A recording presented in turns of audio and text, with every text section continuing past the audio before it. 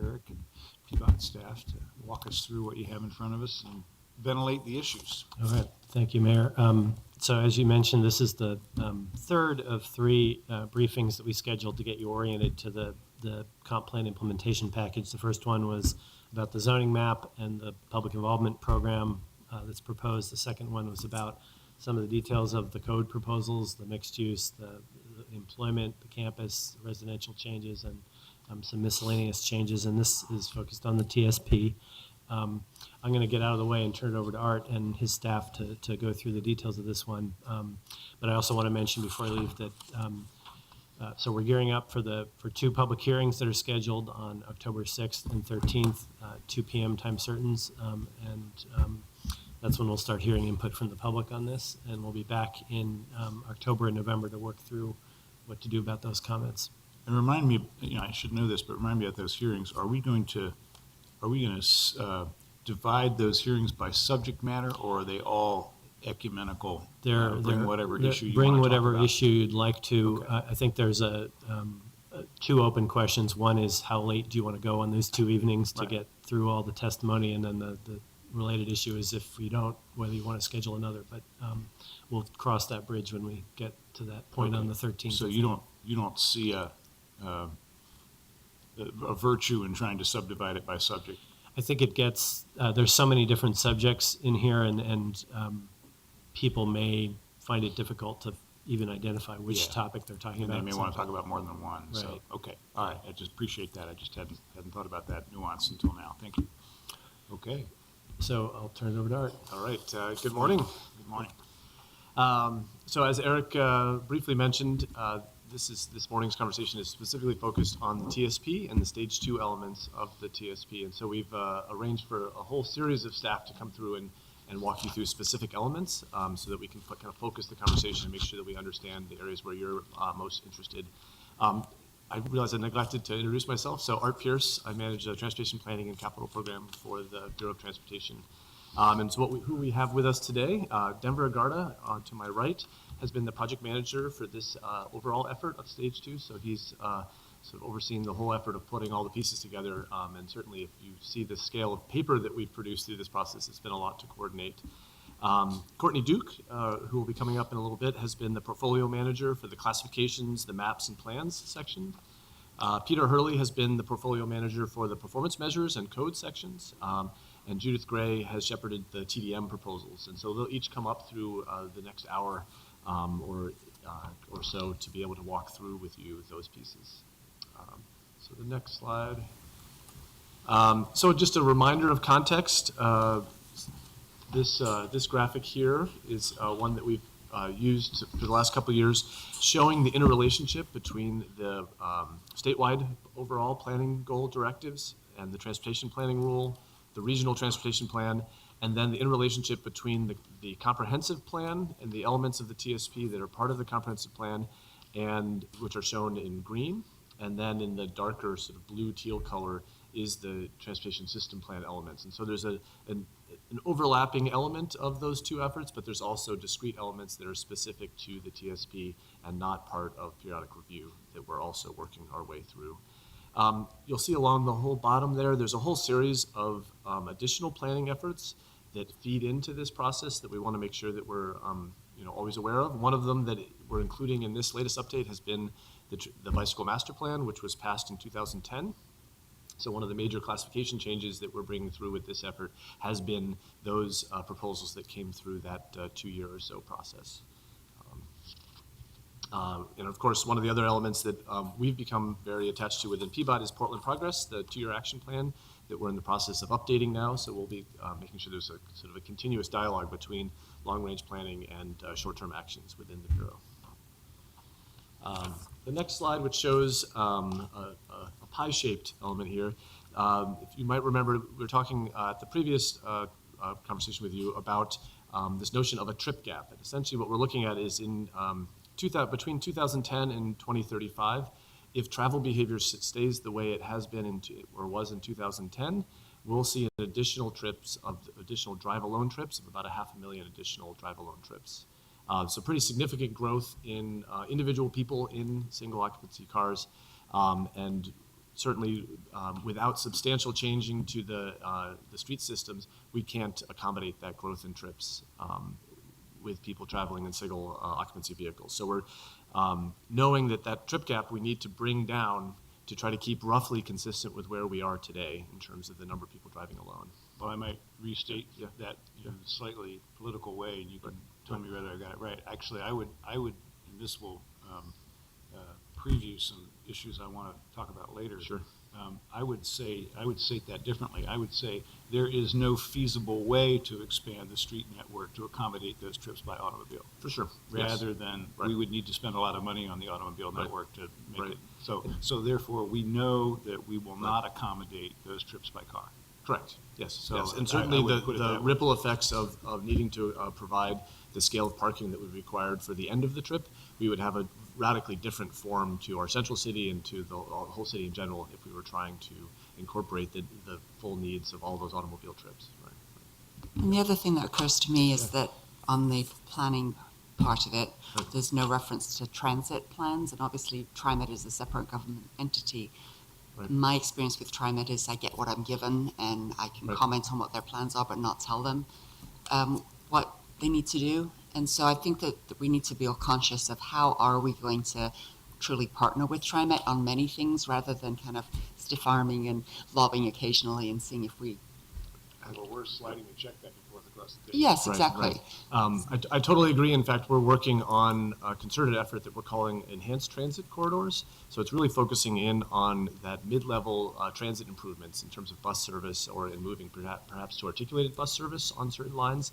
That is really looking at what changes the city would need to do and what increase in service TriMet would need to do to bring that next level of service to bear. Yeah, I mean, we've never, in my knowledge, had a joint city council TriMet board meeting, which we probably should have. And That's a very good idea, yeah. Does TriMet have something that's similar to pedestrian master plan? They do have a overall long-range plan for their service, and then what they're working on right now is the service enhancement plans that are a sub-area focused effort that will all be rolled together that's looking at increases in transit service. Most of it has been focused on restoring the service that was cut during the recession and bringing that back up to frequent service or adding in new lines. But what we're working on and encouraging them is to look beyond as the next rise in transit service in terms of what we can do. So the next slide. How are we going to solve this trip gap? How are we going to keep the growth in vehicle travel at bay? One of the key pieces that we're very aware of, I think acutely so in Portland, is that the beginning of any transportation plan is actually a land use plan. And that's why we focus so much on the comprehensive plan, focus on centers and corridors, is that we need to be emphasizing growth in areas in which you can serve your daily needs without the need of vehicle trips. And also be able to serve them well through transit service and pedestrian bicycle facilities. So the focus and investments that we reviewed of the TSP projects in the stage 1 of the TSP, we're very specifically trying to reinforce the land use strategy that's articulated in the comprehensive plan.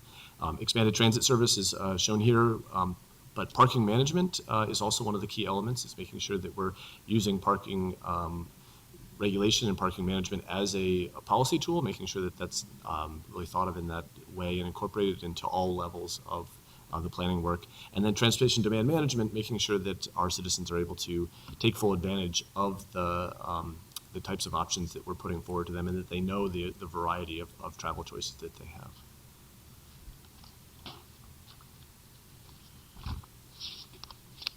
So the next slide shows that through transportation modeling, the projection is that in 2035 we can relieve the vast majority of that trip cap, so that it leaves about 63,000 additional single occupancy vehicle trips that is projected to grow.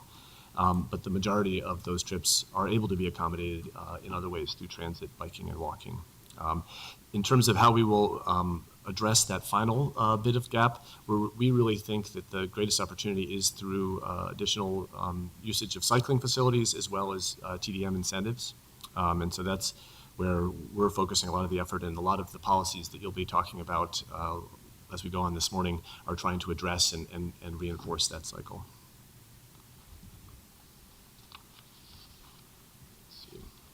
Any questions on any of those pieces so far? Most of that's elements that you're pretty familiar with. I have a question Yeah. about the baseline you're using of 2010. So how would you describe, so this looks forward and says, how are we going to manage the growth? But your baseline, the current scenario presents challenges.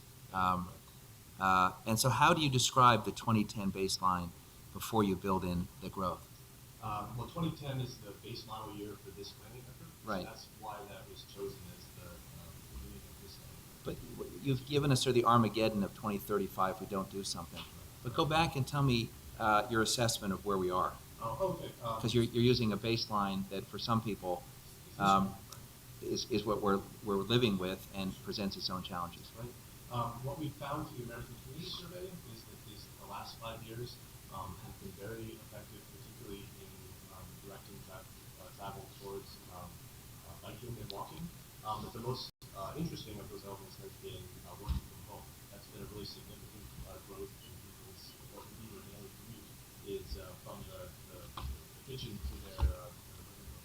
So that's a key element is working from home, which actually reinforces the need for fiber networks as a element. But I think what Commissioner Fish is asking is not what's happened in the last 5 years, but assuming we're starting in 2010, do we think that in 2010 we're in a good place that we just need to sort of keep there? I think I like where you're headed. We're not starting from nirvana. We're starting from some places that work pretty well and some other places that don't work so well. Is that what you're saying? Thank you. Yeah. Because this, what you refer to a pie, I looks like a triangle to me. I'll ask my son. He does the geometry in the house. But you're saying that if we don't do some pretty radical things by 2035, we got a hell of a problem. I guess I'm asking to quantify what's the problem we have now. Not so much the progress made over the last 5 years, but the baseline.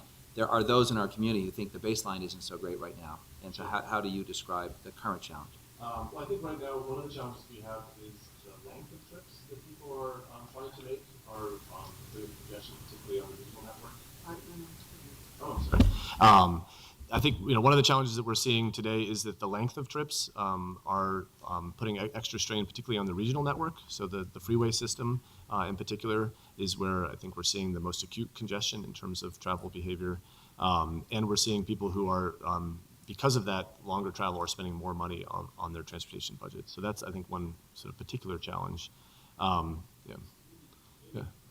Cut to the chase here. Maybe when we get to the actual policy language or the language of the plan itself, I think where you're headed on this, and I completely agree. If you live at 146th and Powell, Right. and you can't walk anywhere, and you can't safely bike, and there's been a pedestrian death in the last 30 days, the current transportation system is not working well for you. Sure. So you have good data about how Right. good and bad that is, right? You Right. have good data about which neighborhoods are very walkable and Right. are 20-minute neighborhoods. You have good data about which ones aren't. I think that's what you're thinking Sure, about. sure. And I completely agree that we ought to do a better job of that snapshot, not necessarily in a presentation like this, but in the plan itself. But here's where we are. We're not in nirvana. Here's how we Sure. measure how we're not in And- nirvana. Is that where you were headed with this? I agree with that Yeah. completely. Mayor is now officially my spokesman. He's doing great. He's doing great. words in your Yeah, mouth whenever right. you let me. Yeah. Given the related challenge I'm dealing with, I prefer he does my speaking for the next week or so. Right. Yeah, No, I think that's a really important point. Sure, Because yeah. we shouldn't pretend that everything's great, and you do have good data Sure. about where we are. right. And you recall from, or maybe you recall from when we were looking at the project investment choices, we very directly emphasized the need to address equity concerns, the need to invest in areas that are high in population of seniors and youth. And so the investments particularly are trying to address those types of challenges first.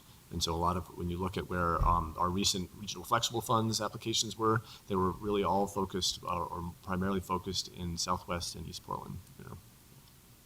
Yep.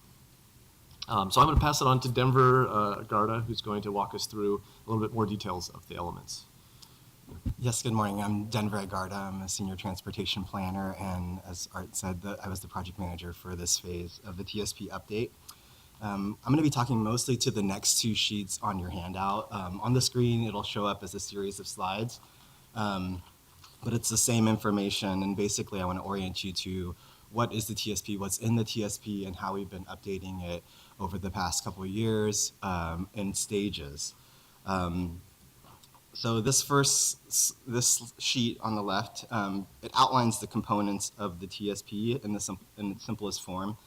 As you can see, there's an introduction, there's the policies and goals from the comp plan. We have TSP objective language, classifications, project lists, some plans, so the refinement plans, master street plans, and modal plans, implementation strategies, and the glossary. So this is a very simplified version of what's in the TSP. It actually takes the form of 3 massive binders. This is volume 1 of the TSP. So it's quite a substantive document. We are updating it in stages, and as you'll recall, the first stage was the update of the TSP, of the comp plan. So the policies and projects and programs, and the financial plan of the TSP was adopted with the comp plan update that was adopted in June of this year. And now we're in our second stage, and the primary objective of both the first and second stages is to complete the comp plan update. So in the same way that BPS is carrying forward zoning code to do the early implementation, we're trying to update the TSP to align it with the comp plan direction that has been set. And so we are in stage 2, and that's what we're here to talk about today. The first stage is the stage that shows up in blue on that slide. So you'll see that there are 3 components that were part of the comp plan update, and those are the only parts of the TSP that have been updated to date. The last comprehensive update of the TSP was way back in 2007, so we have a big job to try and get things back in line with not only the new comp plan, but a lot of plans that have been adopted over that period of time. So the stage 2, again, is what we're here to talk about today. The components are shown in orange on that slide, on the sheet on the left. And these are the items that are contained within the recommended draft that you have in your package. So this document here for the TSP.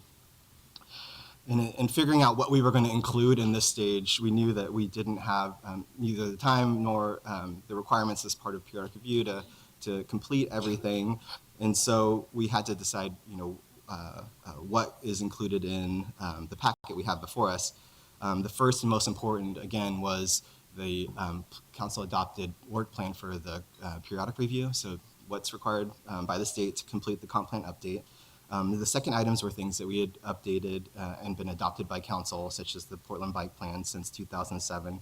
Third, there are a few early implementation items that we're carrying forward or advancing to carry out the new comp plan direction, in particular community involvement objectives and performance measures within the TSP that are updated to reflect new direction and important goals and policies in the comp plan.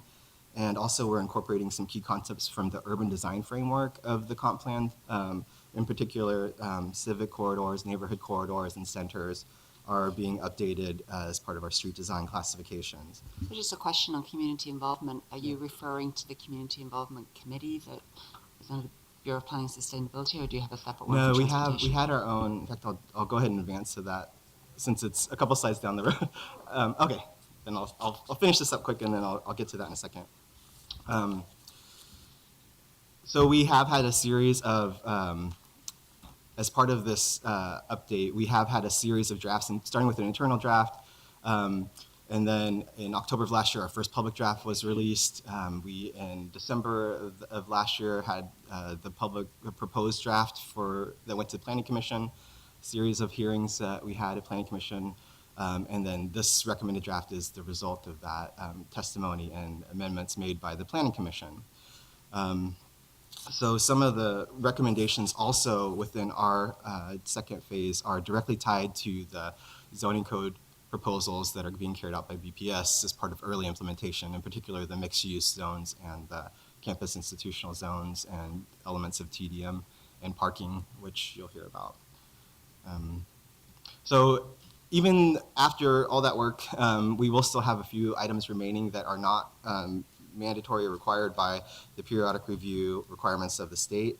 And so you'll see those in green on that slide. Those are the few items that remain. The one thing I wanted to emphasize is that with each of these stages, the elements that are part of the TSP are being updated in the same process. So it's a legislative process, which involves each of these drafts as well as hearings with both Planning Commission and City Council. So they'll be adopted in the same way, which is technically a comp plan amendment process.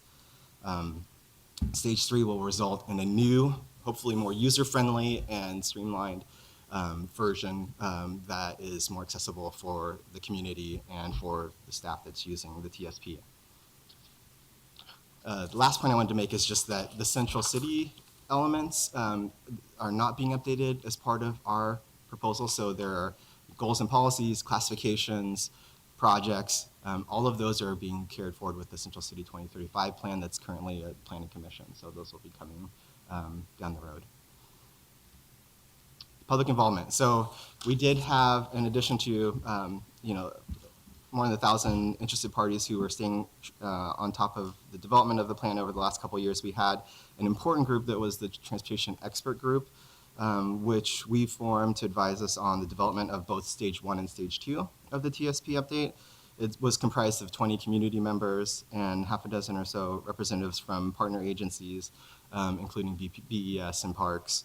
It was formed back in 2014, January, and it met monthly over the course of both stages up to the point that we released the Planning Commission draft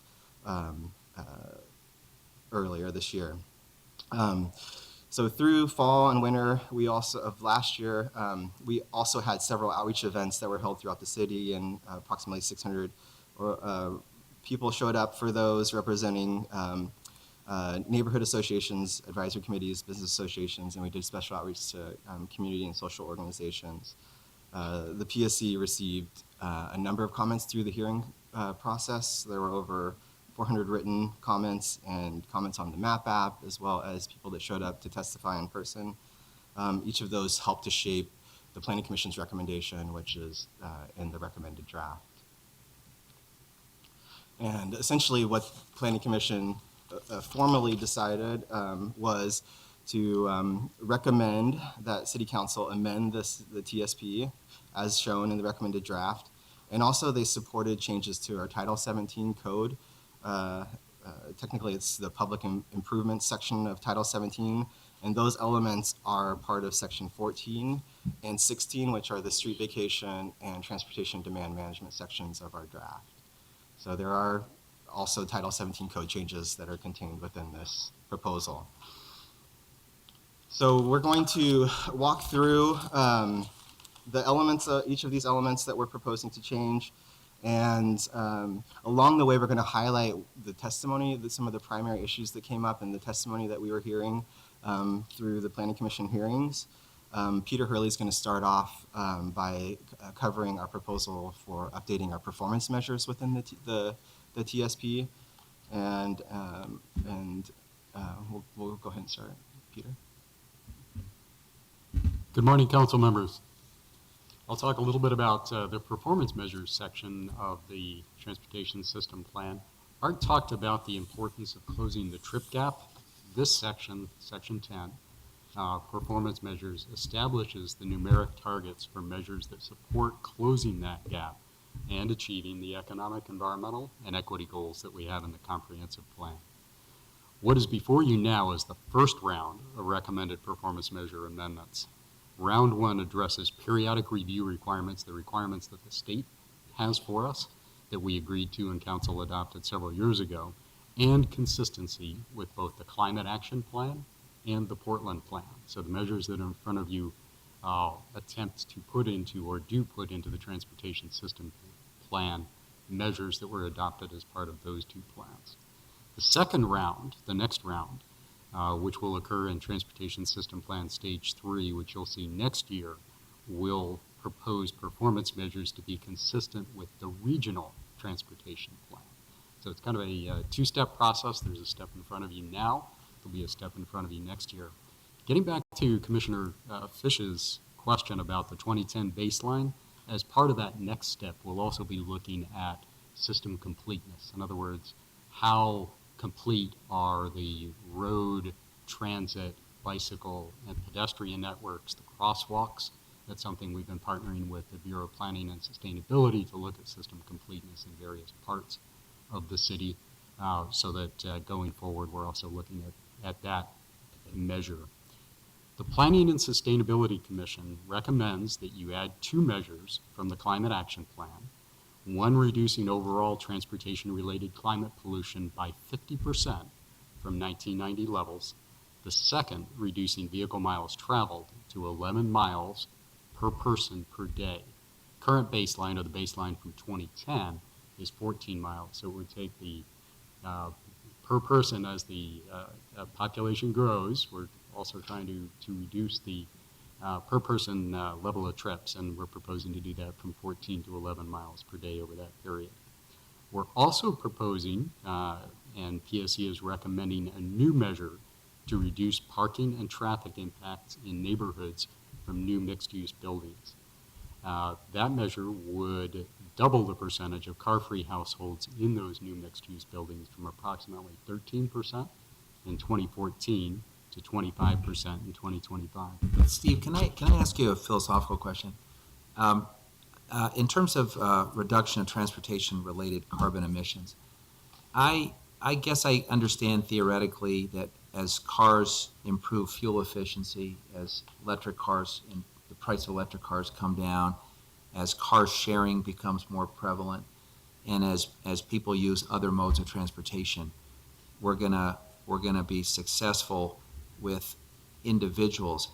But how do you tackle transportation-related carbon emissions when you have interstate highway system, freight mobility, and particularly now the burden of having a port that doesn't have the same robust container business, so it's being shipped in from the south and the north.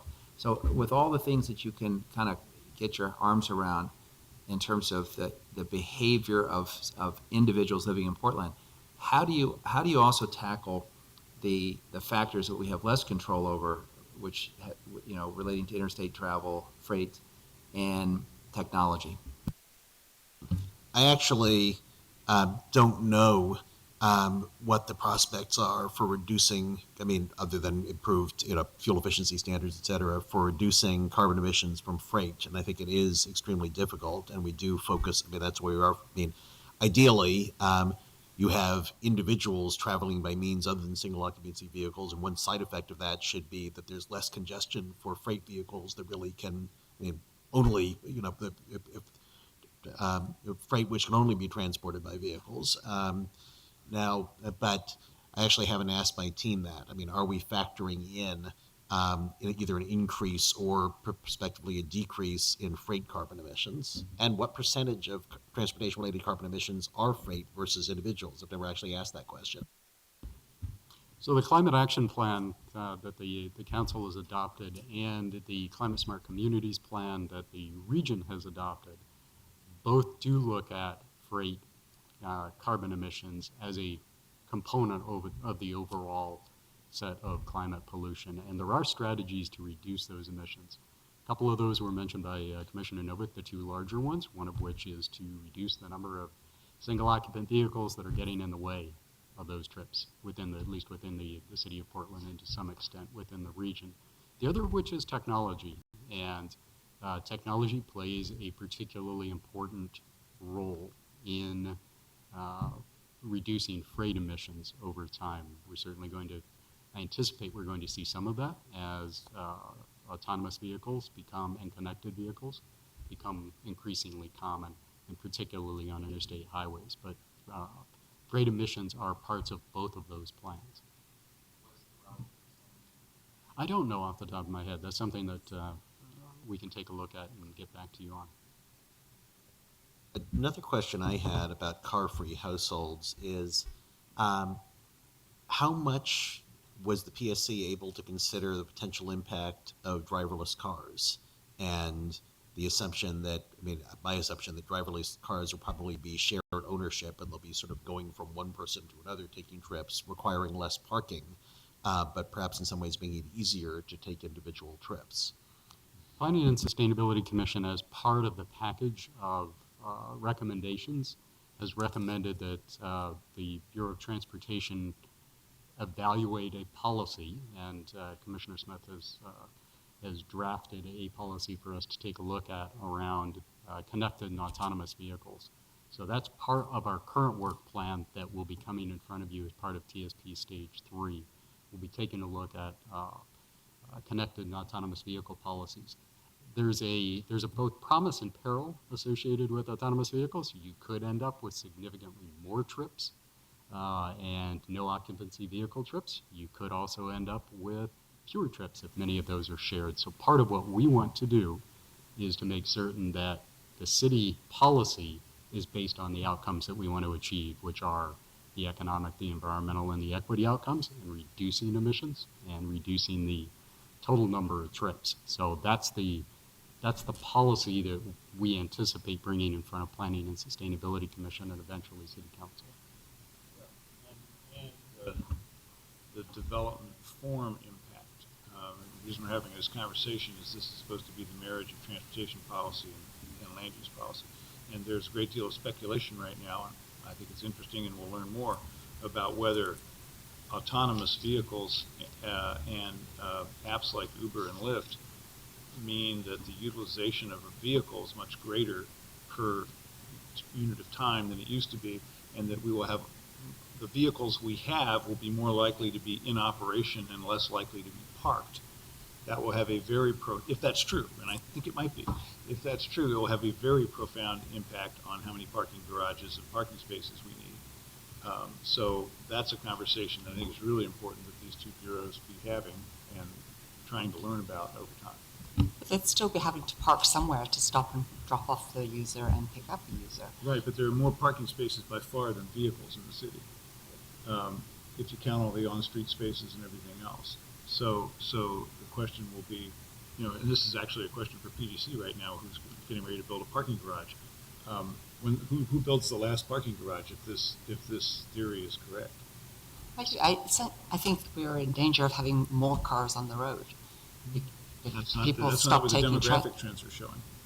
The demographic trends are showing people are buying less cars. I mean, what a driverless car will do, presumably, logically, is go to one person, take them somewhere, then go to another person and take them somewhere, and they'll hardly park at all. I mean, except just to drop people off for 5 seconds. And this is still speculation at this point. I think clearly this is going to be a robust process in Stage 3 when we are, Peter's already started to prepare some white papers that sort of speculate on some of these sort of potential outcomes. So I think certainly whenever the council is ready to dive deeper, I think in the coming months we'll have more information that we can bring forward around autonomous vehicles. I think we better keep Peter moving. I'm worried we're not going to get through all of your slides for you. Okay, the next slide. So we're also recommending 2 mode share targets. The first is for all trips, also known as daily trips. The second is for commute trips. Modeling shows that if we implement the new land use plans that Council has adopted, the Transportation System Plan project list, strong transportation demand management, and more small bicycle projects, we can get close to 70% of the daily trips by city residents taken by bicycle, transit, carpooling, and walking. We're also proposing a placeholder 70% commute mode share target consistent with the Climate Action Plan. I do want to note, however, that current modeling projects that we will fall short of this target. So after the next round of modeling, we may be back to propose a reduction in the 2035 commute mode share target. So I'm distinguishing between the daily and the commute trips. Currently, we're proposing, and Planning and Sustainability Commission is recommending, the 70% targets. Mayor, this is the second time now this morning that we've had the reference to working from home.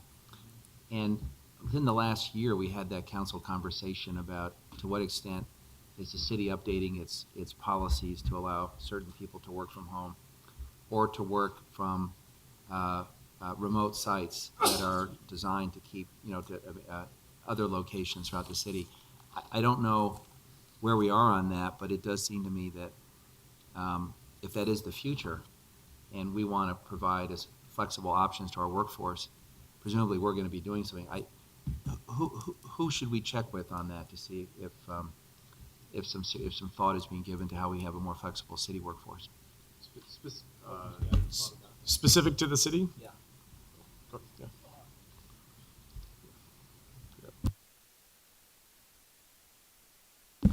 Courtney Duke, Bureau of Transportation. I know that we've been working with HR and HR Director Anna Canwit, and I know Commissioner Fritz was in a conversation about that as well. I also know there's quite a bit happening with the remodel of the Portland building, and so Sarah Schooley and the staff at the OMF with where we're going to all be when both the Portland building is being remodeled as well as after. So working from home policies are also family-friendly policies.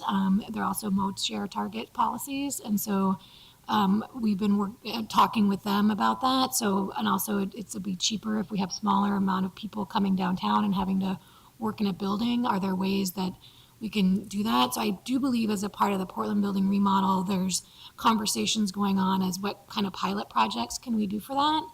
I think you also, it's a cultural shift for management as well as unions.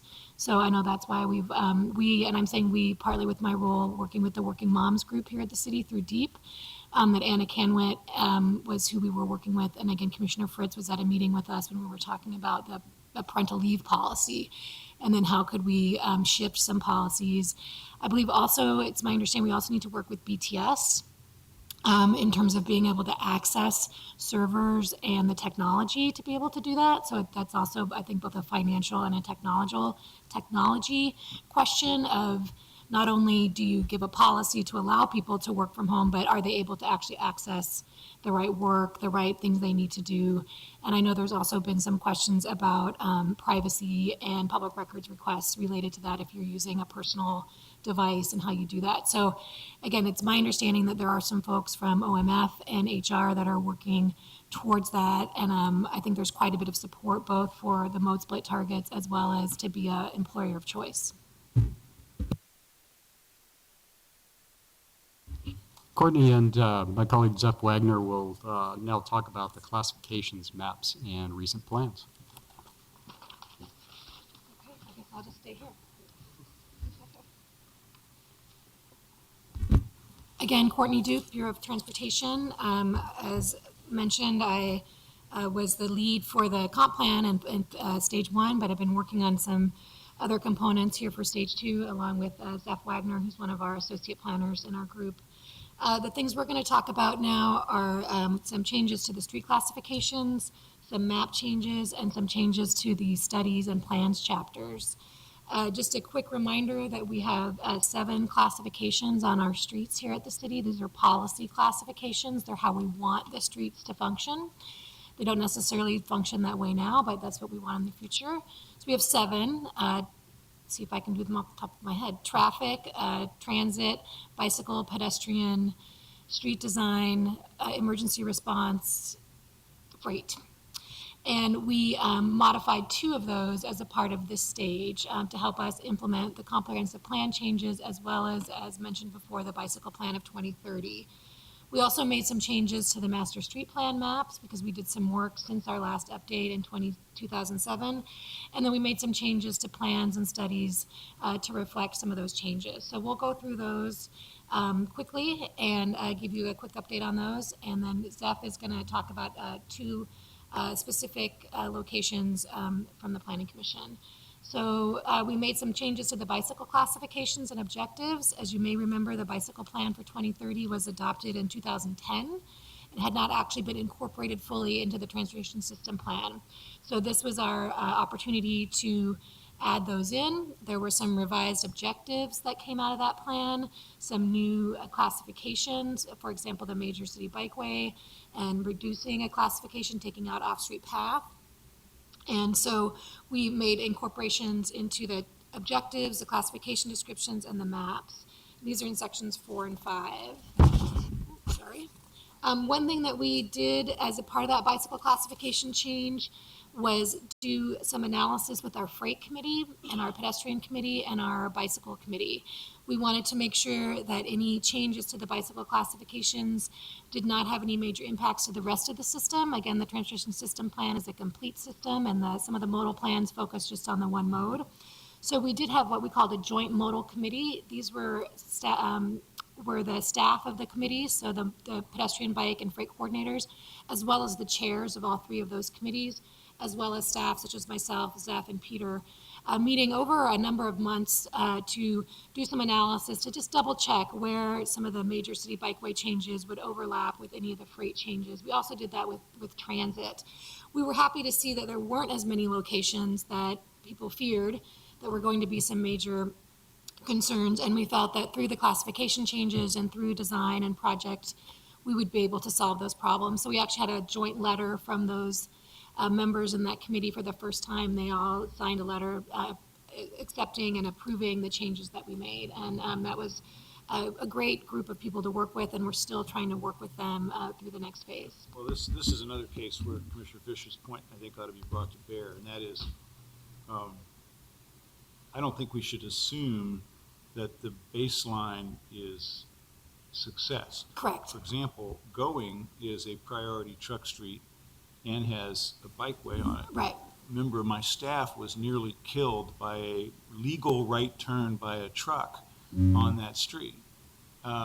We have a lot of deaths of bicyclists caused by legal right turns of trucks. Until the technology of trucks changes and the driver's getting an audible signal or some other kind of heads-up display that there's a bicycle in their blind spots, we're going to have these kind of conflicts. So we should be assiduously trying to reduce the friction between freight and bikes rather than assuming that we're okay as we are now. We're not okay. We're killing people. Right. So I want to hear more about that later, but again, just because we didn't find a lot of conflicts doesn't mean it's okay. Correct. Right. And, Right. and one of the key concerns, of course, was that if by classifying a street as a higher bicycle classification, if that brings on a capital improvement to make it more safe and comfortable for a cyclist, will that have an impact on freight throughput?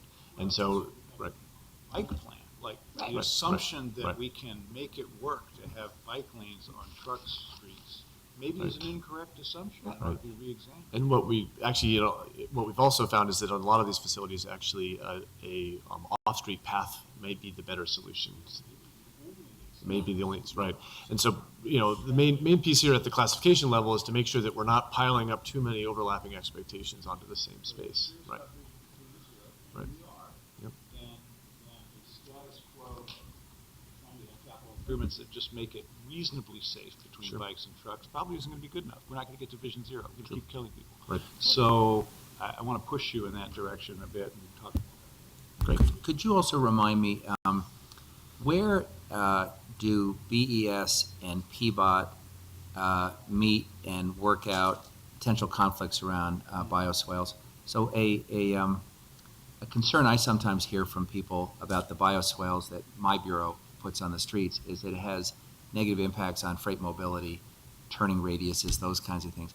And I know this is an area where the two bureaus do sort of coordinate. Where in the two bureaus does that conversation rest?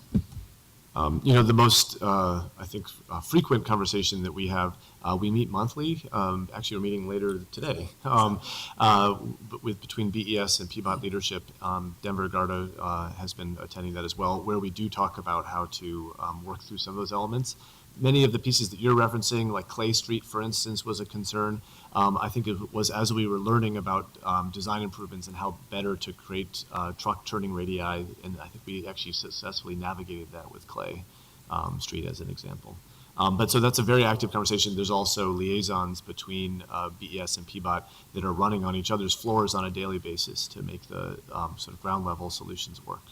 Yeah. Does that system have inputs so that freight mobility communities, business communities, others are able to come in? Corky Collier knows he can come to that and say, hey, love the bioswale, but you've just taken out a right turn or you've impeded access to this.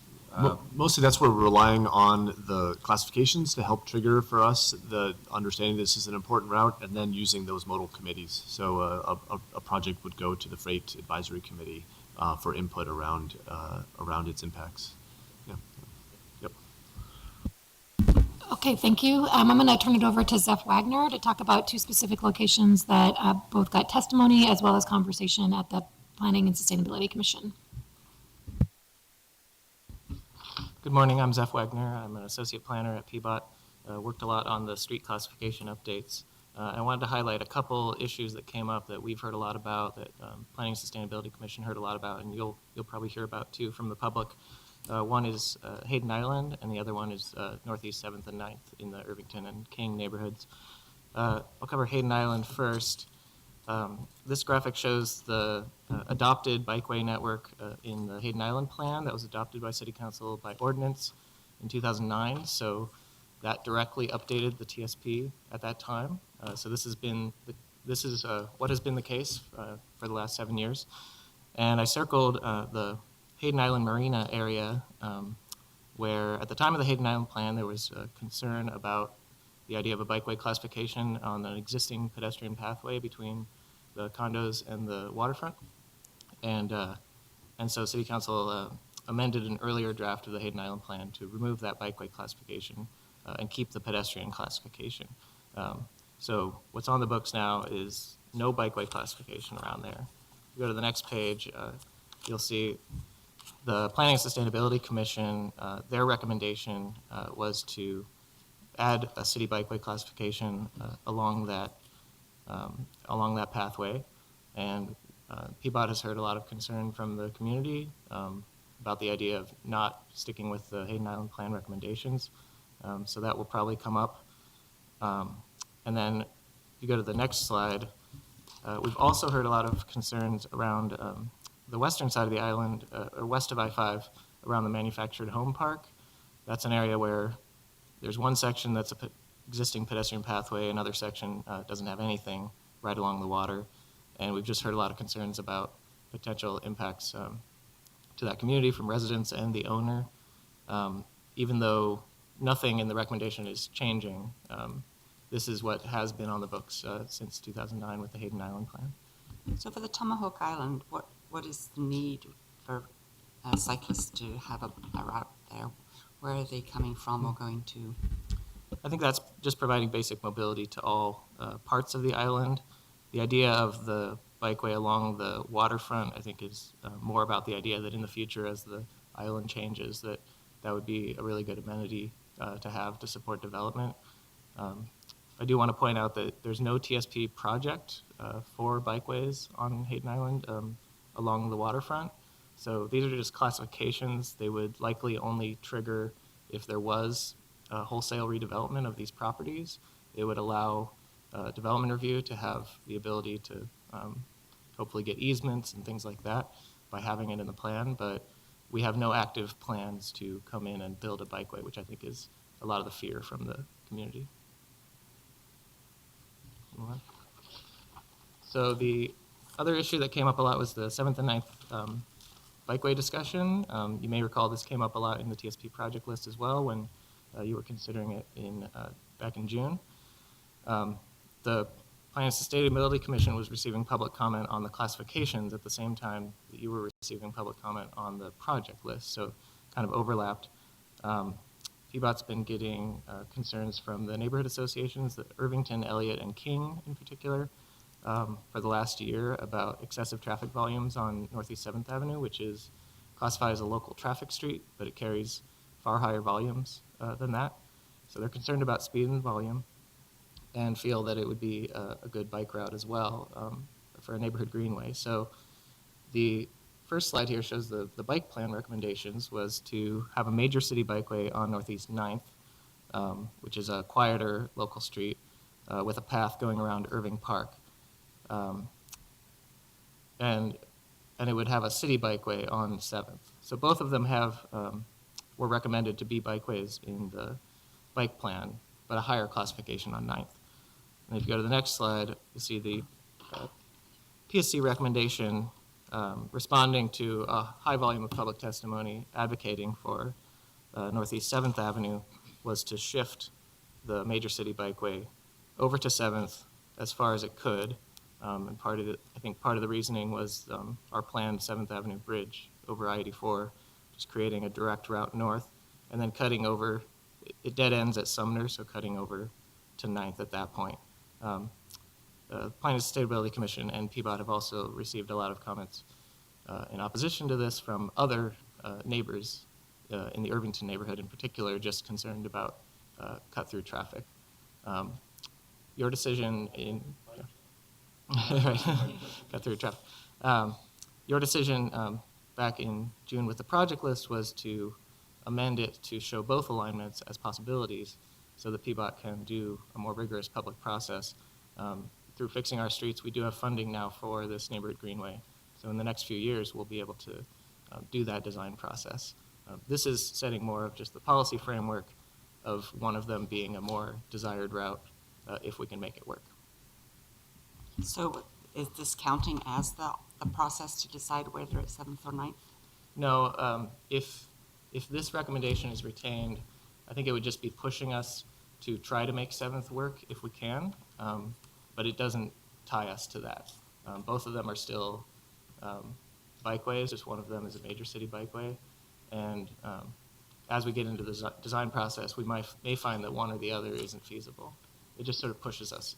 And did the Planning and Sustainability Commission, obviously if they've considered the public input on that, is this their recommendation for which it should be? Yeah. So just a process check here. You might have wanted to, you might have should allocate more time to this, but I want to suggest we run over a full hour on the fossil fuel stuff. Now we've got next hour, same thing, something cool. So, before everybody else thinks let's keep going, there's still a lot here that we want to at least have the council know about. Right? So I want to talk about Sure. Okay, so those were the only two major issues that came up around bikeways. I just want to briefly mention, we also updated the street design classifications. That was mainly to incorporate the civic and neighborhood corridors and centers from the comp plan. And so we added civic corridor, civic Main Street, neighborhood corridor, and neighborhood Main Street classifications to be consistent with that. These classifications are based on the adjacent land use, trying to talk about how a street should change its design as it goes through a center, for example, or through an area of activity. We also rewrote substantial portions of the descriptions to emphasize a complete streets approach where possible and to better differentiate between the classifications.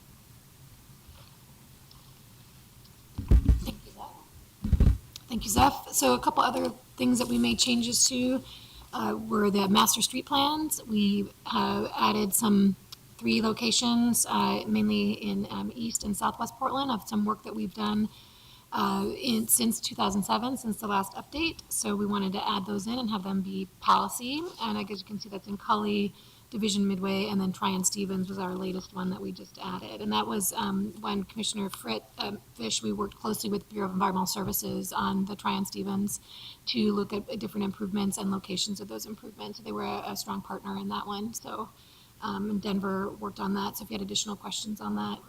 Yeah, okay, yeah. Yeah, okay, so just a reminder of that. We also made some changes to the refinement plans and studies chapter. This is actually something that we needed to do to meet some requirements. It was a lot of cleanup. We deleted a number of studies. I think we could delete the study related to the Milwaukee Light Rail since we had just completed building it. So we made some deletions. We made some modifications to others based on, again, the comprehensive plan update, based on the project list work that Zeph and Peter had done as part of stage 1. And then we also added some as it related to some of the modeling, our work with ODOT and some of the traffic locations where they see some hot spots or where the traffic gets pretty bad. So we've made those amendments, including, and some of the testimony we got was some modification and rescoping of some of those projects and studies. And so we made some of those changes in the latest draft as well. So we did respond to some public comment on those. So those have been updated and are in section 12. And then finally, well, finally for me at least, I think Judith is going to come up. And the other component, I'm sorry, did anybody have questions on that part before we go to the code part? Okay. So the next part that we needed to make changes to comply with task 5, as well as just some direction that we got both from you and the city attorney and staff, were some changes to Title 17, which is called Public Improvements. And that's where a lot of our code that the Bureau of Transportation uses. So the two things that we changed, or proposing to change, are in the street vacations and in transportation demand management. And then the street vacation is actually a new section of the code. Some of you may remember that street vacations in the past were done as more of a staff report using policies and plans that staff put together, and through this process and through direction from council and the city attorney, as well as just our work with each other, determined it would be best if those were actually in code. So now we've got them in Title 17, it's in the code. We also made a few changes that you approved in June to revise the policy 8.48 to include community uses, and then the community uses are also included in the code. We also made a few minor updates to the glossary per direction from the Planning and Sustainability Commission to make some more clarifications related to community uses and the street vacations, and that's in this document as well. So that's all I've got, and I think Judith is going to come up with Eric, I think, to talk about the transportation demand management, unless people had questions about street vacations. Okay, thank you.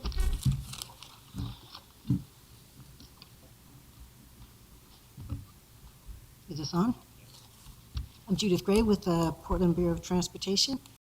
So we're talking about expanding transportation demand management and our policies. Getting back to the conversations you've already had and what Art conveyed and about, we're very, very constrained in our ability to expand the capacity of the transportation system. And transportation demand management is really a collection of strategies that are very cost-effective ways to get the most out of what we already have. So last week you were briefed on the mixed-use zone and the campus institution zone. So for both of those zones, the Title 33 code language identifies the requirement for transportation demand management, and then that point to Title 17, which provides the guidance on how it would be, what would be required. So in terms of definitions, transportation demand management is it's nothing new for Portland. We have an active transportation division that has been providing TDM programs for a long time. The Sunday Parkways and Safe Routes to School programs are very familiar programs that you might know about. Bike Share is new, and that's a very effective transportation demand management strategy. In the private sector, we have some developers or businesses that have been providing TDM for a long time. The Lloyd District has a couple of decades of having a coordinated TDM strategy that has been really effective. It's really a national model. A lot of individual employers provide free or subsidized transit passes to their employees, so it's not new. For the city to require TDM has been more limited. We have, for a long time, they required it for developments that are under a central city parking review, or else developments that have a conditional use master plan. With the new mixed-use zone, there would be a new requirement that developments with more than 10 residential units have to have a TDM plan. So this is a new requirement, and I think it's always challenging to have a new requirement, and this is something I think there will be testimony about. I think it's useful to consider this requirement, though, in context of that TDM is just about strategies to provide access to development. And developers have always had to provide access to their developments. They've usually done it by providing parking. We're asking developers to provide access in some other way, either by a transit pass, a bike share program, to participate with us in doing that as we grow. So it's actually at a fraction of the cost. Nonetheless, it is new. We developed a two-step proposal. And the first step is what you'll be considering with this TSP update, this stage 2, which is a pretty simplified plan. It's a pre-approved plan so that residential developers don't have to come up with their own TDM plan. They can still do that if they choose, but most will choose not to. And so the pre-approved plan that you'll be considering has three basic, this pre-approved plan is you'll consider now, and then there's a step 2 because we know that we want to do some more work, some more engagement to see if there's a more comprehensive strategy. So now let me just talk a little bit about what is in step 1. Again, this is pretty simple. It has 3 basic elements. One is a multimodal financial incentive. That this would happen one time at the building opening and would be equivalent to the cost of a one-year transit pass for every residential unit. There's flexibility that they can provide that in other ways. It can be in monthly or quarterly transit passes. It can be in bike share memberships. The idea was to make it enough that if two people lived in an apartment, they could each have a 6-month pass, but to provide flexibility so that the ultimate building manager can do whatever works best for them. It is not a fee. This is an obligation that they would have for their tenants. And how long does they have to provide that? In this step one, it's just upon building opening. So just 1 year? Yes, and in fact, if they decided to make several 3-month passes, they could extend it longer than that. But the obligation would occur only at building opening. The parking stays with the building for a long time, so it That's just true. seems It's true, and that's very one of inadequate.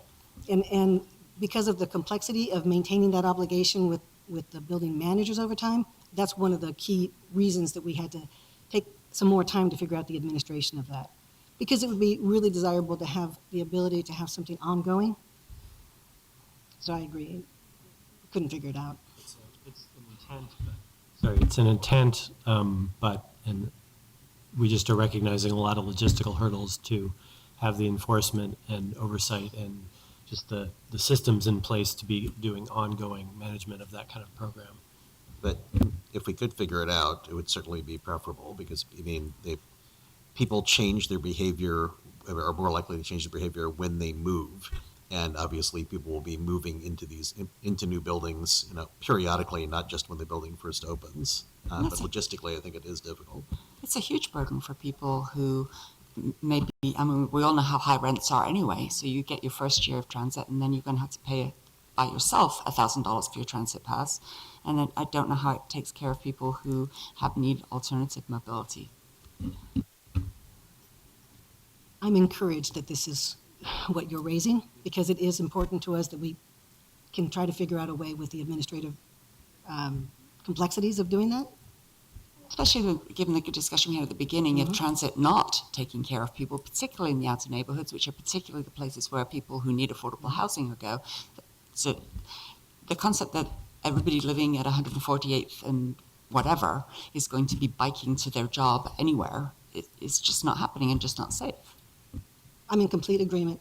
Remember, even this is brand new for almost all of these developments. So if we can get this, kind of get our foot in the door and hopefully gain some acceptance around the concept of it, and then take some time to figure out how we can have a more ongoing system. And not only that, which is actually getting into the step 2 scope, the main items we want to discuss, but there are a lot of existing residential developments, and this is only dealing with new developments. So what we really need to do is find ways that we can expand the overall TDM provision to the private sector. Well, so let's flag this one, because I agree with this concern. Incrementalism has its place, but if we are conferring the benefit of new mixed-use zoning on a lot of property, I can't think of a better time to also impose a significant mandate if we need to, rather than a baby step mandate. So I appreciate Commissioner Fritz raising that question, and let's flag that one for more discussion, because we may want to go farther than you have in the original proposal. Although, I mean, we can't force developers or the owners of new buildings to pay for everybody's transportation needs in perpetuity. I mean, what we do now in many places is we require them to build expensive parking, which they then recover in higher rents. And I think that the number I've heard is $50,000 for a parking spot. So it's just not helpful, and we need to have a significant analysis of the equity issues for people who just can't use transit to get to their midnight job or back home from it.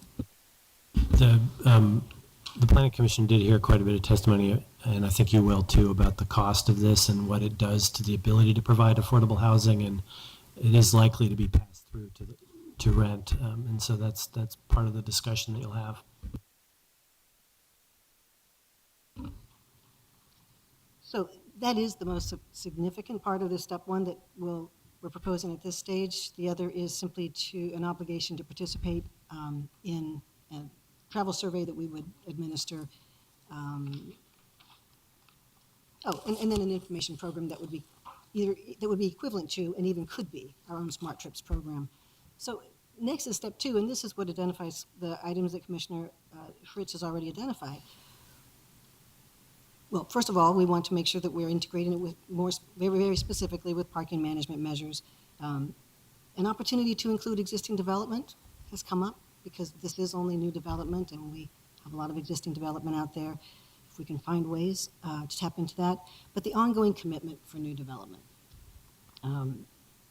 This is only applying to the mixed-use zone, and we want to also develop an appropriate strategy for the central city.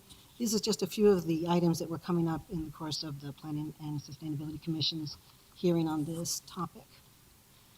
So next is the campuses and institutions. The CI zone is another one that you were briefed on last week. With the development of the creation of the new zone, a lot of the development approval requirements are vastly simplified or even removed. They're just allowed by right now. Primarily, those are the on-site design, building massing, that sort of thing. We're really not able to do that with transportation because campuses and medical institutions are widely varying in the populations they serve, the kind of function that they play, and the related impacts on parking and transportation. So for example, Lewis and Clark College, PCC Sylvania, they're in a pretty similar geographic area, very similar transportation system and services in those areas, but a 50,000 square foot classroom building in one versus the other would just have entirely different impacts. Lewis and Clark has a lot of people who live on campus, mostly full-time students. PCC is serving a lot of folks with evening classes, part-time, returning students. So we don't, unlike most zones where you can take a commercial zone or a residential zone and apply an average trip rate or parking rate, we can't do that. We have to do a case-by-case basis. So in Title 33, for transportation, it points to a transportation impact review, which is a 3 to 10 year look in both a traffic impact analysis as well as a transportation demand management plan. It's actually quite similar, I think, to what is currently in place. But what is different, of course, is that it's now handled through a state type 2 approval process. So the campuses and institutions right now are some of the providers of the best TDM programs that we have. PCC has an extensive shuttle system that most of us have seen, the shuttle buses going around. Lots of them have dedicated staff. Providence Hospitals just hired a full-time staff just to administer their TDM program. So it really isn't new for them to do it. They have a lot of great, a lot of subsidies of transit passes and things like that. Commissioner Fritz, something. I'm spending more time in Washington Park these days, and we had a big fight about TDM there and setting up the shuttle bus, and now we have a shuttle bus system. How is that impacting people's behavior? I think people are still driving, and we're quite concerned. I think we'll hear tomorrow about the development that's going to be happening there and how there isn't adequate parking in the park, so that it tends to spill out over the neighborhoods. Are we finding that people are taking the MAX and then getting on the shuttle bus to visit a number of venues? Some are, but again, it's the people with lower incomes who it's still cheaper to drive to Washington Park and pay the parking fees than it is to get a family of 5 on the bus and take a long time getting from East Portland to see the park. So that's something that the Explore Washington Park, which is the new name for the Transportation Management Association, is looking at because it really hasn't solved the parking problems.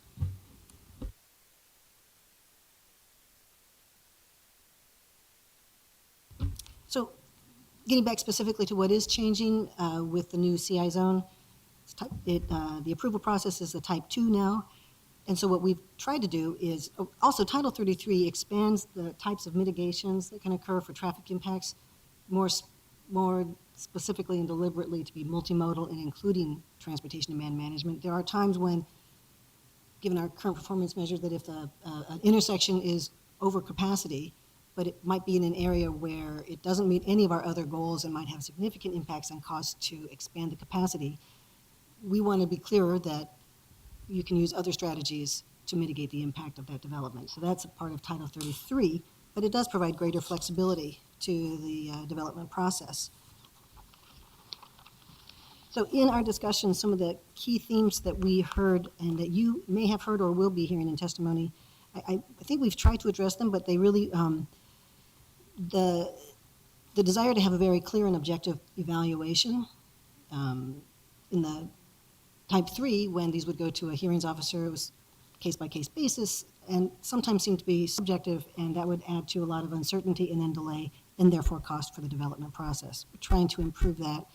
Also, they wanted clarity that if they have a current TDM plan, that would be the starting point for any updates. So we certainly agreed to that. They wanted some ability for the performance targets. We have a citywide performance targets. They just wanted to make sure that the performance targets could reflect the unique location and options that are in each location. So we've done a couple of things to address that, including a provision that they can propose an alternative performance measure based on certain criteria we've identified. And then perhaps most important, not to have any mandated specific requirements, so such as, do I have to start charging all of my employees for parking? No, we have not mandated any specific PDM strategies. What we've done is saying, we want you to track what the performance is related to the performance metric in the TSP, the mode split standard. And one of the questions I'll have is, how does that affect OHSU, where in fact we do require parking, employees to pay for parking? How have you structured it to allow for that as well? I don't need the answer now, though. The short answer is it doesn't affect OHSU. The OHSU is in an EX zone and has its own plan district, which we're not amending. So very specifically, the specific evaluation in evaluation requirements in Title 17 are that they must be, and this gets back to not having very specific mandates about you must charge for parking and you must provide this much subsidy. Instead, we said you must be in compliance with your neighborhood engagement agreement, which are usually housed elsewhere, but they have to be in compliance. They must be in compliance with the reporting requirements. The State Department of Environmental Quality does a every other year survey of travel, and we're just asking that they send that to us, not that they do a new one. Then we would be evaluating their mode split trend relative to the performance targets, or they could have somebody else do that. And then we just want to, there is some subjective analysis that the current strategies can achieve the performance targets, and if the trend isn't going in the right direction, we have identified where the best opportunities are for the next strategies. So that's where we ended up in the code for that. So in summary, we have the two sections, the pre-approved plan for mixed-use zone, and then sort of clarifying and refining the requirements for campus institution. And then that future work outside of this stage 2 is getting at some of those issues that you were raising that we've also been discussing. One of the issues we raised last week was just the date at which the new code takes mandatory effect and the period of time during which the institution can choose to continue to finish up their existing master plan. And that conversation was very closely tied to this TDM question, because institutions were nervous that we were going to take them off of their schedule for updating their plans, and that was why we had that debate. If you could also give me a briefing offline about the neighborhood engagement requirements. Interested to know how much ONI's been involved in that, because that's a new something. And also, how can you have something that's a neighborhood engagement requirement in a clear and objective standard, so it's no longer a conditional use? So Commissioner Fritz is going to want some more time with you offline. I am too. So obviously between now and the October 6th hearing, is that the first one? Between now and the first hearing would be a good time to do that. I'm going to ask Camille to set that up. I've got a list of issues based on this presentation that I want more discussion time with you about before we get into the public hearing, but you've done a good job today of running us through them all. But there's a lot here and a lot of areas where I think you already hear that council is going to want to bear down and say, well, maybe we want to go farther in some direction than either you or the Planning and Sustainability Commission have gone so far. So you've ID'd a couple of those. I have as well. So Steve will talk to you and your staff and set that up and have some more discussion time than we were able to put into the schedule today. But thank you for getting us this far along and a lot of stuff on the table. Thank you. Thanks very much. All right, we're going to move immediately into our next work session, and we have staff already here. This is a follow-up to council direction back when we unanimously passed our resolution about fossil fuel facilities and fossil fuel exports. There was a request that we have a work session at the council before we get into a formal public hearing. Obviously, the Planning and Sustainability Commission has already been working on this proposed set of code issues, and Susan and her staff are here to walk us through that and have some time for council discussion before, again, we get to a hearing in a couple weeks. I don't think we do. Maybe I have it here, but okay, there we go. One for Nick, too. Dan's not here, I don't think. Okay, Susan, please take it away. So thank you, Mayor. Good morning. As the mayor mentioned, last year you all adopted a resolution to oppose the expansion of fossil fuel infrastructure in Portland. And in addition, as part of the comprehensive plan, you set a policy to limit fossil fuel distribution and storage facilities. You adopted the resolution for several different reasons. Among those, the first issue was the large number of trains and facilities that have been suggested or have been planned for the Northwest due to the large increase in fossil fuels extraction in parts of Canada and the United States. And so there's lots and lots of supply moving through the country, much of it going to other cities in the U.S., but much of it with the hope to selling it to Asia. Second, these storage facilities and trains have raised significant concerns by all of you and by the public about noise, about traffic, safety, potentially air, water, land, pollution impacts, especially as these the trains move through Portland and through tribal lands and communities and through environmentally sensitive areas in the Columbia Gorge. And finally, you adopted the resolution because it's connected to our goals related to climate change. As you know, we're an international leader really on reducing carbon emissions locally, and we have a goal to significantly reduce our fossil fuel reliance. So those are some of the reasons that you adopted the resolution. At the same time, you recognized when you adopted the resolution that Portland does serve as a hub for transportation fuels for Oregon and for Portland and for all of actually parts of Southwest Washington also. And this is important as an economic issue, not just for Portland, but for the whole region. So you directed us to definitely take that into consideration as we develop the ordinance.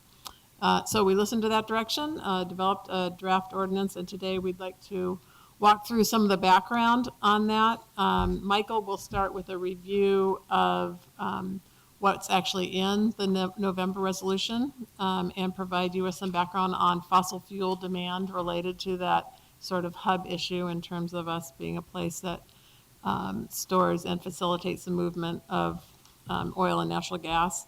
And then Tom will review the specifics of the proposed zoning code amendment, identifying, like we have at these work sessions, some of the issues that we think that you're going to hear about, that we've heard about through the stakeholder engagement that we've done over the past 8-9 months. So I think I'll hand it over to the Armstrong, not brothers, but yeah. And Michael will start with sort of some of the background, and Tom will then walk through the ordinance. I think this is a really good example of one of those things where when we put planning and sustainability together, that it's been a great overlap and been really easy to get this issue dealt with a lot more smoothly. Thanks. All right, thanks, Susan. Mayor and Commissioners, I'm Michael Armstrong with the Bureau of Planning and Sustainability. So as Susan noted, the resolution that was adopted last November established a position to oppose fossil fuel infrastructure, but at the same time was specific that the intent was not to restrict improvements to safety, efficiency, seismic resilience, or the operations of existing facilities. It also specified that it was not intended to restrict service that's provided directly to end users, and a couple of other kind of specific circumstances, power fuels supplying backup generators to generate electric power, or infrastructure that would help accelerate the transition to non-fossil fuel energy sources, such as those that are helping meet the state's low carbon fuel standard. So oppose, but do not restrict. And that's what we've been trying to solve for with this zoning code amendment. The comprehensive plan also included the policy that you see noted there on the bottom of this slide.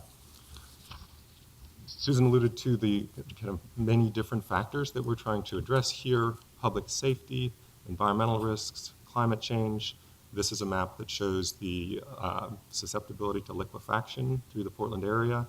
The existing tanks are overwhelmingly located in a liquefiable soil zone along the in Northwest Portland along the river. That is a concern. The rail routes that transport currently oil through Portland run through Northeast and North Portland neighborhoods. Livability impacts there, traffic issues as well. And then we also have the larger questions around climate change. And so on the next slide, you've got both city's goal, jointly shared with Multnomah County, which is to reduce carbon emissions in and from actions in Multnomah County by 80% by 2050. We're making good progress. We're now at 21% below 1990 levels, even with all the population growth, strong economy. Our goal is similar, very slightly more aggressive than the state's goal, which is also to reduce emissions 75% below 1990 levels by 2050. And so at a broader perspective, how we handle fossil fuel infrastructure factors into implementation of state and local climate plans. We're mindful that Portland, as Susan noted, serves as an important hub to the rest of the state, a little bit into Idaho, Southwest Washington as well. So at least 90% of petroleum that is delivered throughout Oregon passes through the Portland terminals, all kinds of infrastructure to support that. Similarly, Northwest Natural, for its natural gas distribution system, has a storage facility in Portland. They do have LNG there. It's an important part of making sure that they can serve their end users on those cold winter days. And so one of the issues that we have looked at, and I think you'll hear about from interested parties, is, well, is demand going up or not? Because if we're trying to accommodate service for end users, we want to get a handle on what that demand is.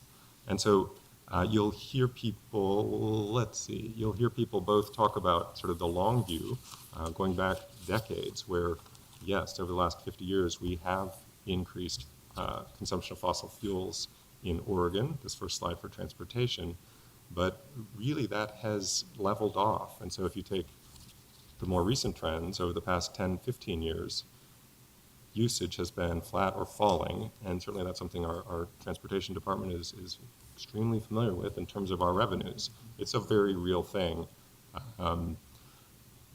People disagree about whether that trend will continue to trend downwards or whether we are at a plateau that will kind of resume its former growth. I think there's a lot of evidence from federal fuel efficiency standards right along to electric vehicles that we are not likely to see renewed growth in fossil fuel use for transportation in Oregon, but people disagree about that. So you'll certainly get people weighing in on that question. So the trend for last year was actually up. Not last year, 2014. Why don't we have 2015 data? We will add that in. I believe that those numbers are now available. Because it would be interesting to look at also gas prices in relation to this as well as the other things we're doing. These are part of a federal series, and so for consistency going back, we stuck with the whole series, but I'll see if we can add in 2015. So very quickly now, the natural gas picture is generally similar. From the long view, usage has gone up more recently, and for Northwest Natural, they are still gaining customers, but usage per customer is going down. And so they believe they're going to need a little more gas, probably not a lot, but a little. You see that reflected in the trends here. Natural gas usage is very weather dependent, so cold winter, and Northwest Natural they must solve for peak day. And so their ability to moderate that as they get more customers, they could see higher peaks. And so they're very sensitive to those questions. Total usage, pretty flat, even as they add customers. So, and to wrap up with the usage trends, this is why you will hear different opinions about this. And even just looking back over the last 15 years, the Federal Energy Information Administration puts out an annual energy forecast, or rather, an annual energy outlook that includes a whole variety of forecasts. This chart shows in 2003 what they were forecasting demand to be going forward, which is the top line. And then the much lower line is their forecast as of 2015. And so, past performance not necessarily indicative of future. People disagree about this. The best minds who work on this have been really wrong about past trends. There are a lot of things pushing toward flattening consumption, but people will disagree about this. So we can come back to this maybe in questions, but I want to get on into. Just one other thing to add is that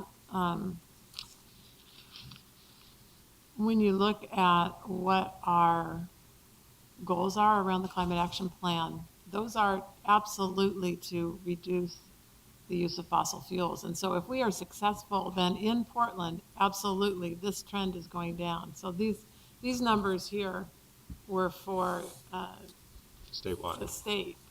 We know the numbers in Portland are going down. We obviously, because we're the hub, have to care about the entire state. But as we move forward, we also know that other cities, other counties are looking at the climate action planning kind of process as for economic development, for environmental reasons, for a lot of other reasons, that they too will be taking actions along with their utilities, along with their transportation departments to reduce demand. And so we just don't see from both a behavior change point of view that demand is going down, and also from a shifting of the supply. In other words, that we are shifting away from gasoline to electricity, and that's only going to increase. Okay, Tom Armstrong with BPS, and I'm going to talk a little bit about what the proposed zoning code amendments are. Right now, these fossil fuel terminals are basically considered a warehouse and distribution use. They bring the fuels in, they store it, and then it goes out by some other mode, means truck, pipeline, barge. So what we're doing to focus on the fossil fuel terminals is creating a new land use called bulk fossil fuel terminal. And then we're saying it's prohibited. It's prohibited in all of our zones, not just our industrial zones. And where that prohibition really applies to new facilities, but it also affects the existing facilities and what they can do. And so if it's an outright prohibition, the existing terminals become legal non-conforming uses, but that comes with its own set of issues, and we'll talk about that in just a bit at what some of the options are. So we define bulk fossil fuel terminals as having some access that sort of represents the regional gateway facility, so a marine dock, a rail line, a pipeline. Again, the Portland Harbor is the end of the pipeline, the Olympic pipeline coming from the Puget Sound refineries. So you have to have a site that has at least one of those three sort of transportation access points, and then either what we call a transloading facility, something that would be shifting it from, say, a rail car to a barge, or some large storage capacity. And we have set, at least in the initial proposal, a 5 million gallon threshold of that, having at least 5 million gallons. And that is, we arrived at that number as being, it's basically one very large tank. It's a little bit below all of the existing terminals that are out there today, but it does provide some margin to operate underneath that for smaller facilities, things like a biofuel facility that has a mix of both petroleum diesel and new ethanol and other clean fuels and that sort of thing. Based on the resolution, we also include a number of specific exclusions, not to capture those, wrap up some people, especially around end user facilities. We had, as part of our public outreach process, we had a lot of concern, especially by the port and the airport aviation fuel facility, and making that clear that that is an end user facility. Also from manufacturers that use fossil fuels as an input, and so they might have a large storage tank on their site that they use to make something. But the one thing that we get into with that is, what is the definition of a fossil fuel? And we have identified, petroleum products and gas fuels, and specifically calling out made from decayed plants and animals that lived millions of years ago.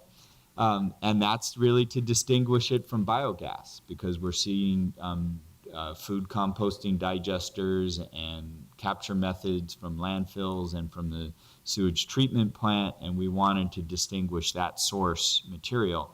I think one of the things that we heard public comment on through the process was around methanol. And is methanol a product, because you take natural gas and water and go through a process to create methanol. So it has a big fossil fuel input to it. The output can be used for a variety of things, similar to what we got in the debate over Pembina. Is the propane being used as an input to making plastics and other materials, or is it being used as a fuel?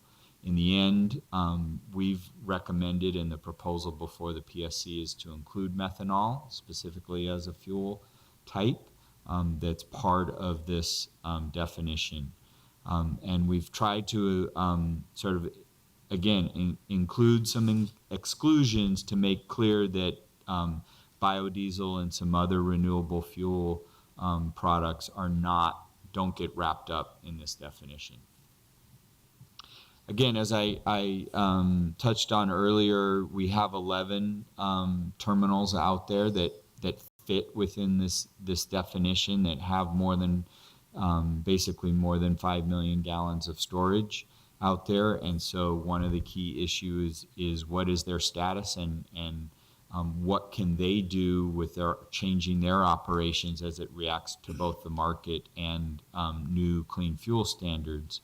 And how is that going forward? I think one of the questions that Michael started to allude to has to do around what is the economic impact. These terminals actually have a pretty low employment density, with only about 280 direct jobs out there today. The jobs forecast is somewhere around 1% per year over the next 25 years out to 2035. So not a huge part of our industrial job growth, but they are middle wage jobs. The other factors that come into this, as Michael implied, that as a regional fossil fuel distribution hub,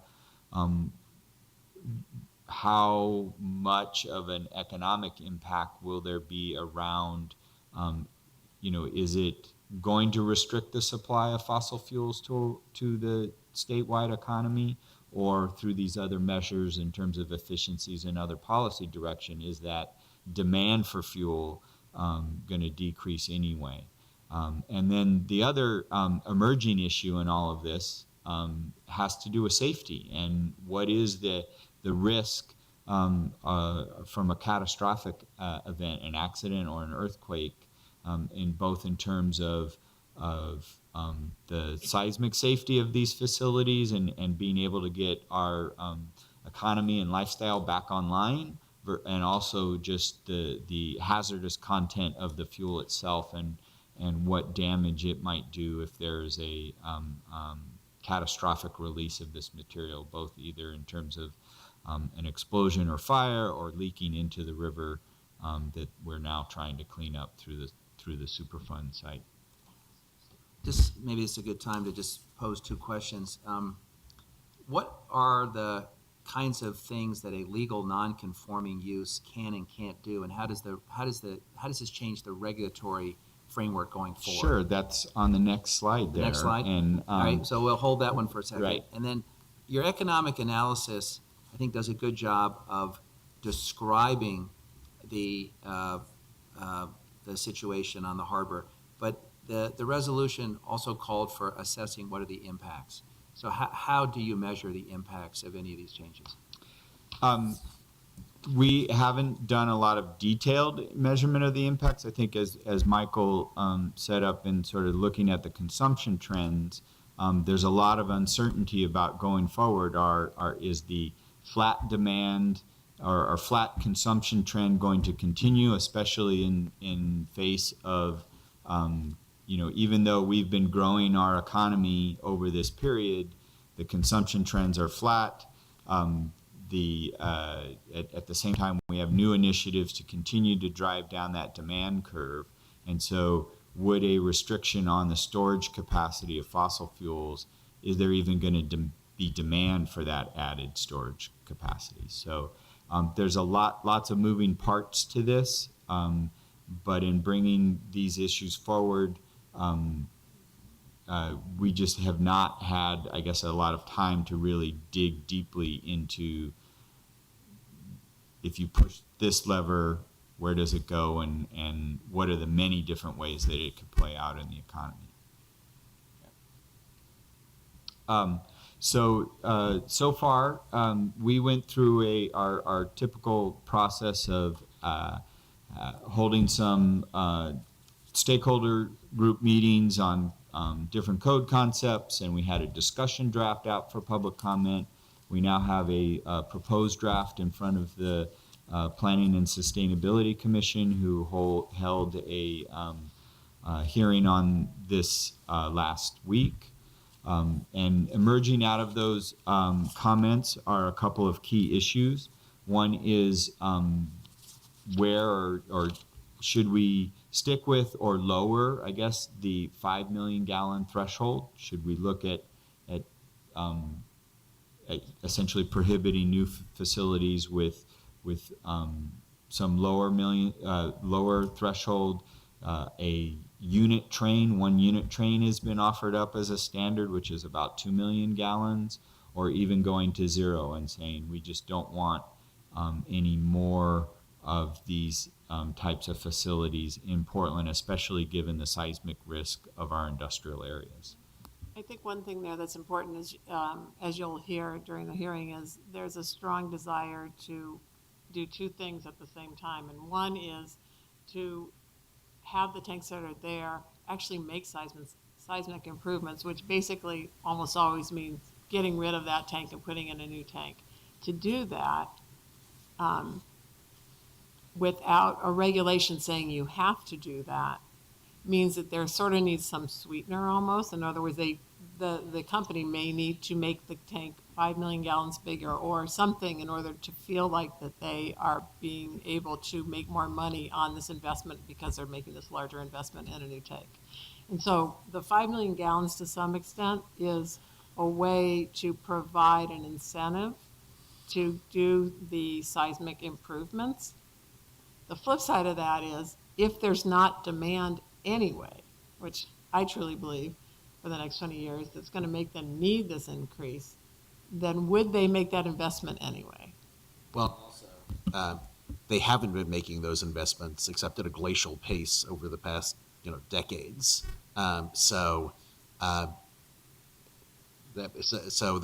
there haven't been restrictions. So it seems to me at this point that if we're going to get significant seismic strengthening, it's going to be through changes in building codes, not through anything that we do in this process. Right, and I think related to that issue is the issue that Commissioner Fish brought up, which is, for the existing terminal, should they be considered a non-conforming use or a conditional use? Whether you're doing an expansion or a limited expansion or even replacing a tank for seismic purposes, do they need to go through a land use review process, which comes with its own uncertainty in terms of timeline and appeals, or should we provide a clear path for them to do those seismic upgrades and in combination with a building code sort of change to accelerate that pace? One of the key issues is for that replacement tank, should they go through a land use review? Should we offer some simpler path with either no, just one-for-one replacement or a minor expansion to provide an incentive for doing that? I think the other thing that we heard is from Northwest Natural about their LNG facility on the river and their sort of obligation from the PUC to provide a service, and how that being a regulated utility might be a different status in terms of providing more direct service to end users, as opposed to being purely just a distribution company kind of thing. So those are issues that we are working through. Obviously, the seismic upgrade's a big issue, and we've been talking to PBEM and BDS about sort of learning from their unreinforced masonry building program that they're bringing forward, and trying to have sort of as a separate initiative at follow-on action to do a similar process for these larger tanks to begin to increase that pace of upgrades. Do you think we could take just a minute and have you give us a quick primer on strengths and weaknesses of both approaches, non-conforming versus conditional use? Yeah, Or so sort of factors to consider as we. So with the non-conforming use, it's a pretty hard line in terms of and a pretty clear message that you don't belong. You don't belong in our industrial areas or in employment areas, and that we expect those to be phased out over time. And so consequently, we would need to write some special rules and standards about how you do seismic upgrades and one-for-one replacements, but it would be a pretty strict limit. The conditional use is more of a message of, you're okay here, but we're going to put some tight limits on what you can do and what kinds of impacts you can have. And again, we can write a similar set of standards that says, well, maybe you're allowed to expand by 10%, but you have to go through a conditional use process to make sure, there's no, things that we've heard is no increase in safety risk or no net impact in carbon content or greenhouse gas emissions kind of situation. But there are different messages, and it depends on the criteria of how strong that message is. Susan, do you think following this presentation, we could just get a little cheat sheet flow chart that shows how that might look and what level of further review might be built in, depending on where you calibrate it? Because I'm a more visual person, so if I see it on a chart, I think it'd also be helpful just to get a couple of examples of what's the closest example on each side that we currently regulate, so we can test it. It is possible to have it be a non-conforming use and write very clear standards that say, you can continue this use in this place if you do these things. It's not, absolutely in terms of how you had said that we don't want you here, that you are not allowed use in this zone. A non-conforming use can continue, and we could write up standards. So we'll put that on a table for you. I think one of the things that councils want to know too is that balance between certainty and flexibility, and not having the council become the place where all of these are decided, on a regular basis. And that argues, I think, for some clarity about what you can and can't do at the front end. But then also what administratively, in your experience, fits a situation like this. And we've had some good conversations with Paul Scarlett and his team about how would this really work. They're the one behind the counter. They're dealing with this day to day.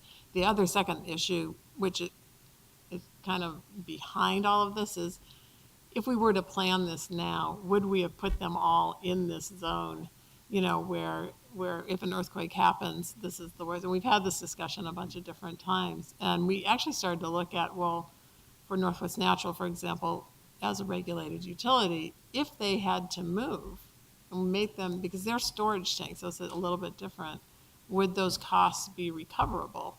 by ratepayers. And so we're looking into that, and what we've seen so far is it's a cost of doing business. And so, but that's not true, obviously, for the rest of them. And you should keep that probably in mind as your larger goal, which is, if your larger goal is to phase them out in that location, then I would tend more towards the non-conforming use versus the conditional use. And so that's, more the broader picture, and then we'll put the table together to show you, some of the options.